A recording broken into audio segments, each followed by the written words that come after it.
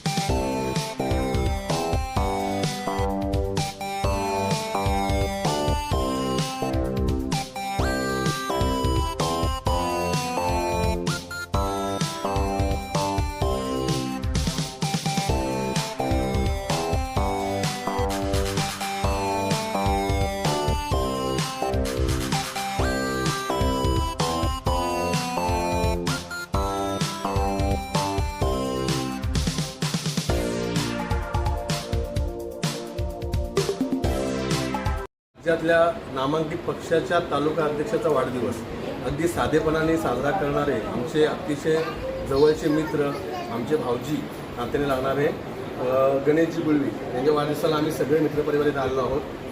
राजकीय मर्यादेपलीकडे मैत्रीचं नातं असतं, त्याला कुठल्याही प्रकारचे सीमा नसतात. अशा प्रकारचं आमचं एक नातं आहे आणि या तालुक्यामध्ये मितभाषी, सामंजस्य आणि अत्यंत संवेदनशीलपणे सर्वांना सामावून घेऊन एकत्रपणे काम करणारं जे एक युवा नेतृत्व म्हणून गणेश गुळवी यांच्याकडे पाहिलं जातं.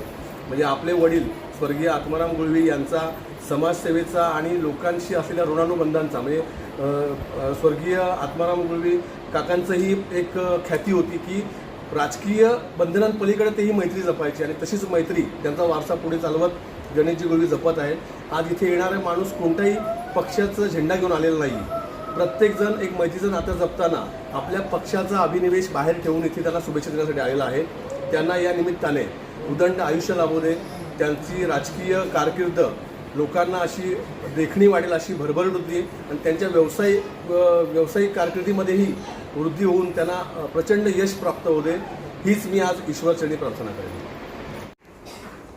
आज माझ्या वाढदिवसानिमित्त विविध पक्षातील, सामाजिक संघटनेतील,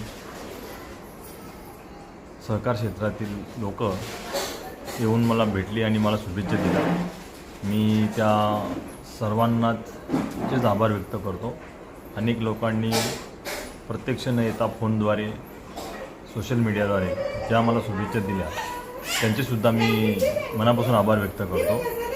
आज माझा वाढदिवस आहे, परंतु फार मोठ्या प्रमाणात हा साजरा करण्याची माझी कधी इच्छा नसते, परंतु लोकांच्या प्रेमापोटी आणि त्यांच्या माझ्यावरती असलेलं प्रेम त्याच्या अनुषंगाने छोटं मोठं का नाही होई एखादा मी कार्यक्रम अरेंज करून त्यांना भेटण्याचा प्रयत्न करतो आणि त्यांच्या प्रेमापोटी आणि त्यांच्या आदरापोटी त्यांच्या शुभेच्छा मी स्वीकार करतो. आज जे लोक मला प्रत्यक्षात भेटले आणि ज्यांनी सोशल मीडियाद्वारे मला शुभेच्छा दिल्या त्या सर्वांचे मी मनपूर्वक आभार व्यक्त करतो.